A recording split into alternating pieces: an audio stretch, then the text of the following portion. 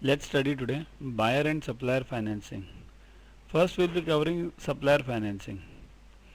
Very important part in supplier financing, very important, is even though this financial institution or the bank is financing the supplier, but it is not knowing this supplier in details. Even it doesn't know the supplier. What it knows is the buyer. So the main guarantee, main person in supplier financing also is the buyer. He is the bank's customer, and based on his recommendations bank finances this supplier. This is similar to buyer's credit. You can refer one of my other video, but this is done at a local level generally, and buyer's credit and supplier's credit are done at a senior level, means export and import level. So the buyer wants to purchase the goods and he raises a purchase order on the supplier. Then the supplier, based on the purchase order, supplies the goods and invoices the buyer, means sends the invoice to the buyer. Now the role comes of the financing institution. Up to the final invoice is raised, financial institution or bank doesn't have any role as such in supplier financing. So this buyer brings the invoices to this institution. Of course, these invoices are due date invoices, means we call it usance.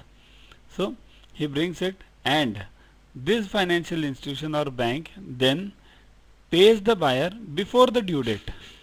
Instead of paying on the due date, it pays before the due date and it gets the cash discount. Suppose if he has to pay after 90 days and he brings the invoice to the bank and that bank pays immediately, so definitely this buyer will ask the seller for some cash discount.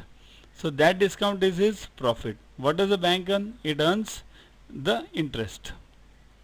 One very important point in this finance is buyer gives the indemnity that he will pay on the due date to the bank, because bank has financed him immediately and given it to the supplier. So on the due date this buyer will pay to the bank. So this is very important because generally the bank sets the limits on the based on the buyer for financing his supplier. So while setting that limit itself, the bank takes this indemnity either that way, or some banks have the method of taking indemnity on each and every invoice separately. Either of the ways, as your bank's risk appetite is.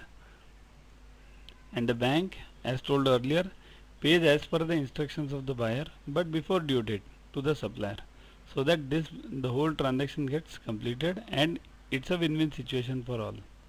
Now let's look at supplier finance. Earlier buyer was your customer. Okay. Now supplier is your customer. Let's look at buyer's finance. Earlier we are talking of supplier's finance. In that buyer was your customer. Here we are talking of buyer's finance now, so that supplier is your customer. Initial phase is similar to that of the earlier one. Supplier sells the goods and invoices. Now there is a twist. These invoices which the supplier bills on the buyer, this buyer accepts those invoices, gives his acceptance on those invoices, and then the supplier submits those invoices to the bank. Because here we don't know the buyer, we know the supplier because he is our customer.